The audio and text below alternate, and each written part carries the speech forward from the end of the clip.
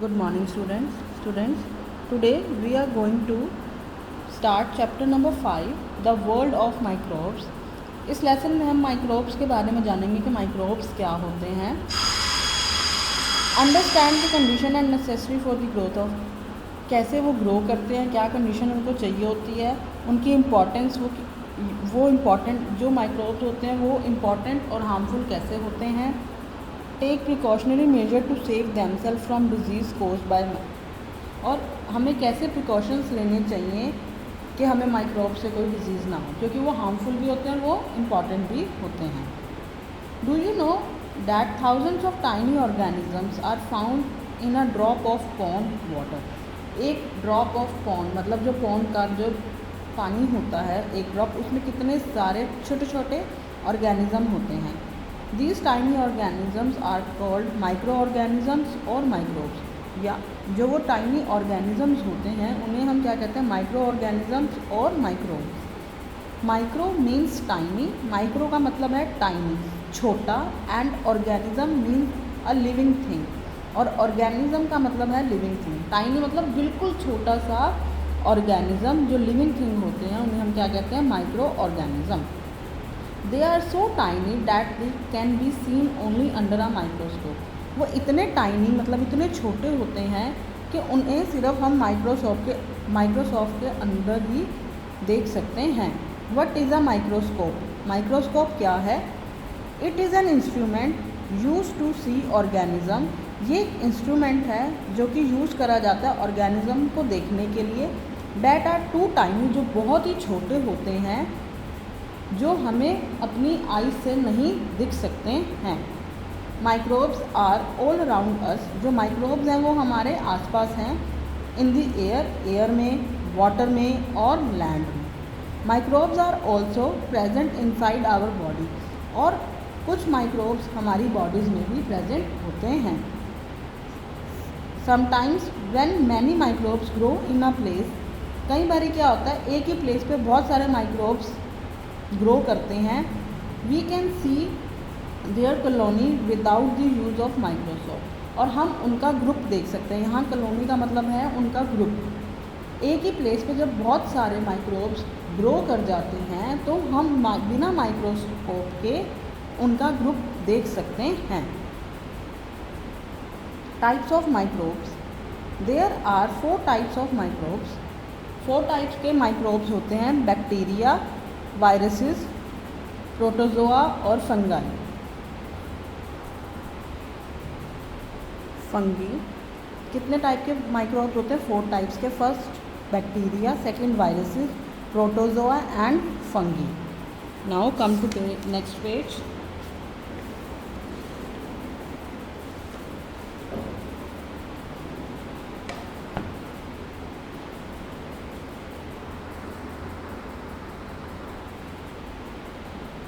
Bacteria. सबसे पहले हम बैक्टीरिया के बारे में पढ़ेंगे. Bacteria are present almost everywhere. Bacteria हर एक जगह प्रेजेंट होते हैं. In air, water, dirt, soil and even in your stomach and in your favourite food. जो बैक्टीरिया होते हैं वो हर एक जगह प्रेजेंट होते हैं. एयर में, वाटर में, डर्ट में, सॉइल में, यहाँ तक कि आपके स्टमक में भी और आपके फेवरेट फूड में भी. Look at your finger tips.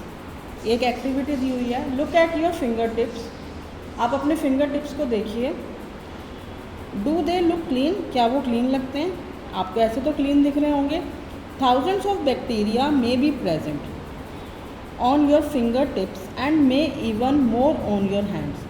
आपको ये फिंगर टिप्स तो हमारे और हैंड क्लीन दिख रहा है, बट इसमें क्या होता है, थाउजेंड्स ऑफ बैक्टीरिया हमारे फिंगर टिप्स और हैंड्स पे हो सकते हैं. दे कैन, आप इसको कैसे देख सकते हैं? They are so tiny that thousands can fit on the dot of the letter I. एक फिंगर टिप में इतने सारे बैक्टीरियाज होते हैं कि जो हम लेटर आई लिखते हैं, जो उसकी डॉट होती है, उसको भी अगर हम ऐसे करेंगे तो उसमें भी बहुत सारे बैक्टीरियाज आपको शो होंगे. Bacteria are made up only 1 cell. जो बैक्टीरिया होता है वो सिर्फ 1 सेल से बना होता है. They are of different shapes. इनके डिफरेंट शेप्स होती हैं. बैक्टीरियाज की डिफरेंट शेप्स होती हैं. दे मे बी राउंड, वो या तो राउंड हो सकती हैं, रोड शेप हो सकती हैं या स्पायरल बैक्टीरियाज हो सकते हैं। ये डिफरेंट शेप्स हैं, राउंड शेप, रोड शेप और spiral bacteria. Can bacteria make their own food, क्या जो बैक्टीरिया है वो अपना खाना खुद बना सकते हैं? Bacteria do not contain chlorophyll, bacteria में क्लोरोफिल तो होता नहीं। So they get their food from living organism, तो वो अपना खाना लिविंग ऑर्गेनिज्म से लेते हैं या डिकेइंग मैटर से, या जो सामान ख़राब हो चुका होता है। जैसे आपका जो, आप सपोज़ करिए आपने घर में एक दाल बनाई, वो स्मेल छोड़ देती है ना, ख़राब हो जाती है अगर हम उसे फ्रिज में रखना भूल जाएं, तो वो क्या होगी, डिकेइंग होगी, तो उसमें क्या आ गए, बैक्टीरियाज आ गए हैं। However some bacteria contain chlorophyll, कई बैक्टीरिया में क्लोरोफिल होता है, जैसे कि pigment and make their own food, जैसे कि पिगमेंटेशन, और उसमें वो अपना खाना खुद बनाते हैं। Some bacteria can cause disease like, some bacteria disease कर सकते हैं जैसे कि typhoid, cholera, tuberculosis, tetanus and pneumonia. This is pneumonia. जो कई बैक्टीरियाज हैं वो क्या करते हैं कि हमें बीमार कर देते हैं, जैसे कि टाइफाइड, क्लोरिया, ट्यूबरक्लोसिस, टेटनस और निमोनिया जैसी बीमारी हमें कर सकते हैं। ये डिफरेंट बैक्टीरियाज आपको दिए गए हैं और ये डिफरेंट डिजीज़ हमें देते हैं। जैसे दिस वन, ये बैक्टीरिया हमें टाइफाइड देता है, दिस वन क्लोरिया देता है, ये वाला ट्यूबरक्लोसिस देता है, ये ब्लू वाला टेटनस देता है और ये ब्राउन वाला हमें निमोनिया डिजीज़ देता है। Now come to next page. Viruses, अभी हमने बैक्टीरिया पढ़ा, अब हम वायरसेस पढ़ रहे हैं। Viruses are smaller than bacteria, जो वायरस हैं वो बैक्टीरिया से और भी स्मॉलर होते हैं। They can not be seen using a simple microscope, simple microscope से हम वायरस को नहीं देख सकते हैं। They can be seen through a powerful microscope only, जो बहुत ही पावरफुल हाई पावर का माइक्रोस्कोप होता है जिसमें बहुत ही एडवांस लेंस लगे होते हैं, सिर्फ हम उसी से वायरस को देख सकते हैं। Viruses can cause disease, virus disease कर सकता है जैसे कि polio, chicken pox, flu, measles, viral fever, common cold and dengue. जो वायरसेस हैं वो ये सारे डिजीज़ कर सकते हैं। जैसे आजकल कोरोना वायरस चल रहा है, वो हम देख नहीं सकते ना, तो ऐसे ही जो वायरसेस हैं वो बहुत सारी बीमारियां कर सकते हैं। Now protozoa, protozoa are very tiny, जो प्रोटोजोआ हैं वो बहुत ही टाइनी एनिमल्स होते हैं। They can move from one place to, they can move from place to place, जो प्रोटोजोआ होते हैं वो एक प्लेस से दूसरे प्लेस मूव करते हैं। They are one celled organism, ये वन सेल्ड ऑर्गेनिज्म होते हैं। Protozoa live in fresh water, जो प्रोटोजोआ होता है उसमें एक ही सेल होता है, ठीक है, और protozoa fresh water, salt water और सॉइल में मिलता है। Some live in the bodies of the organism, कई प्रोटोजोआ लिविंग ऑर्गेनिजम्स में भी मिलते हैं। And cause disease like malaria and dysentery, और कई ऑर्गेनिज्म जो प्रोटोजोआ होते हैं वो मलेरिया और डिसेंट्री डिजीज़ कर सकते हैं। Now fungi, fungi are a non green plant, जो फंगी है वो नॉन ग्रीन प्लांट है। Because they do not contain chlorophyll, fungi non green plant है, ठीक है, क्योंकि उसके अंदर क्लोरोफिल नहीं है। So they can not make their own food, इसलिए वो अपना खाना नहीं बना सकते हैं। They get their food from dead and decaying animals, तो जो फंगी है वो अपना खाना कहाँ से बनाते हैं, डेड और डिकेइंग एनिमल्स और प्लांट से। जो एनिमल्स मर जाते हैं, जो सड़ गल जाते हैं, या जो प्लांट सड़ गल जाते हैं, मर जाते हैं, उनसे वो अपना खाना बनाते हैं। फंगी में भी one sailed,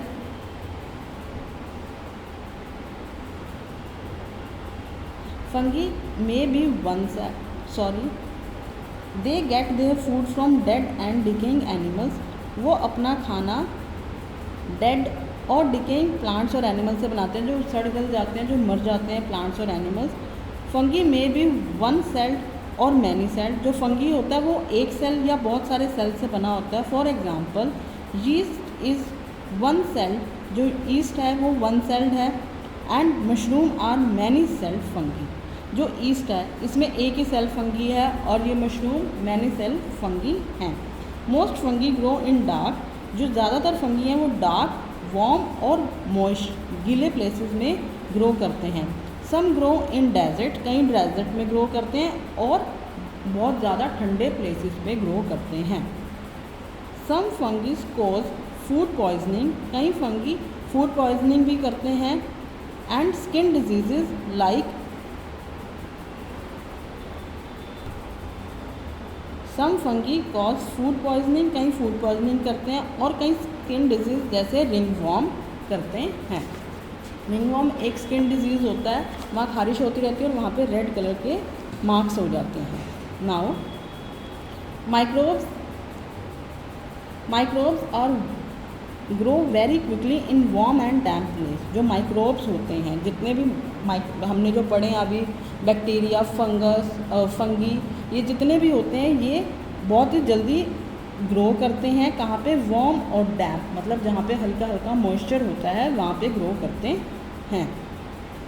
do microbes grow on food, जो माइक्रोब्स हैं क्या वो फूड पे ग्रो करते हैं? Yes, sometimes the food rots and smell bad, कई बार क्या होता है फूड ख़राब हो जाता है और गंदी स्मेल देने लग जाता है। This is because microbes release certain juices, जो क्योंकि जो माइक्रोब्स होते हैं वो कुछ जूसेस को रिलीज़ करते हैं जो कि फूड को ख़राब करते हैं और स्मेल करते हैं।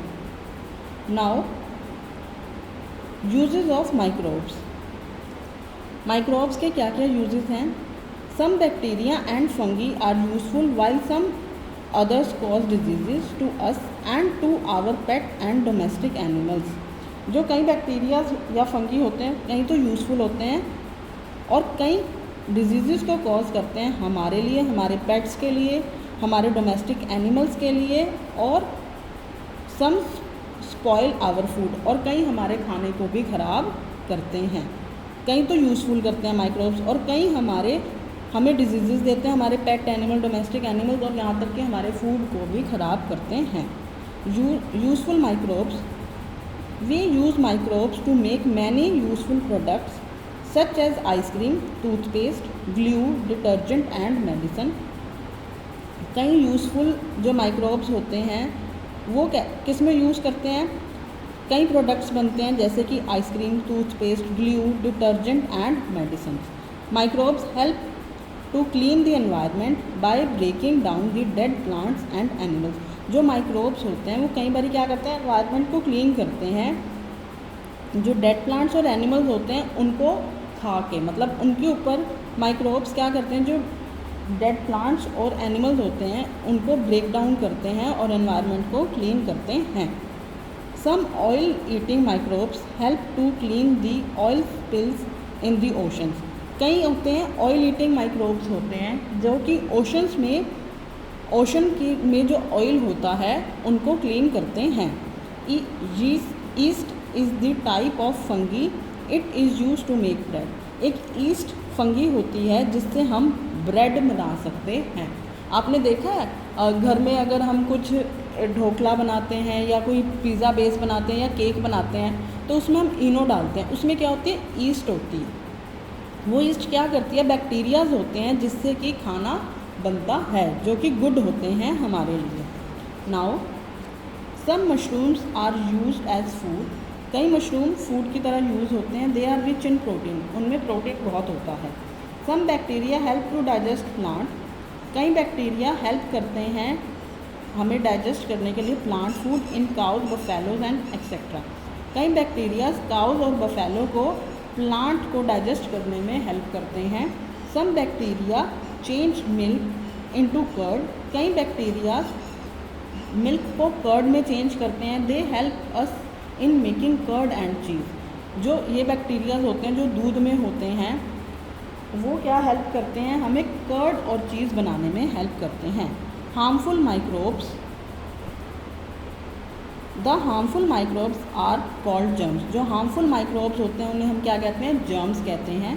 दे कॉज मैनी डिजीजेस, इनसे बहुत सारे डिजीजेस हो सकते हैं। Germs can enter our body germs हमारी बॉडी में एंटर हो सकते हैं मैनी वेज, जैसे कि we breathe in air containing germ, जब एयर में जर्म्स होंगे तो वो हम ब्रीथ इन करेंगे तो वो जर्म्स हमारे अंदर चले जाएंगे।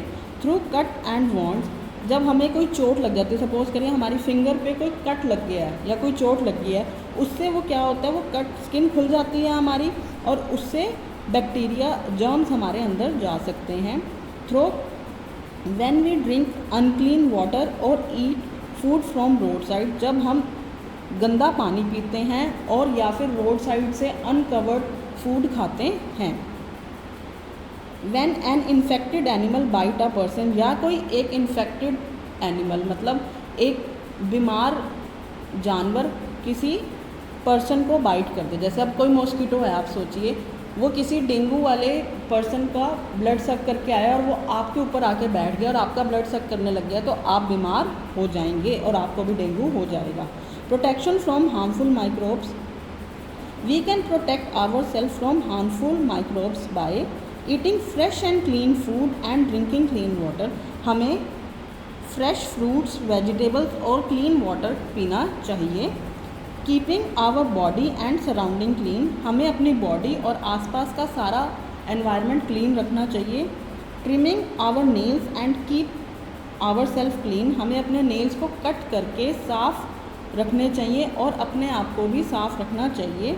Washing our hands before and after eating, खाने से पहले और खाने के बाद हमें अपने हैंड्स को वॉश करना चाहिए।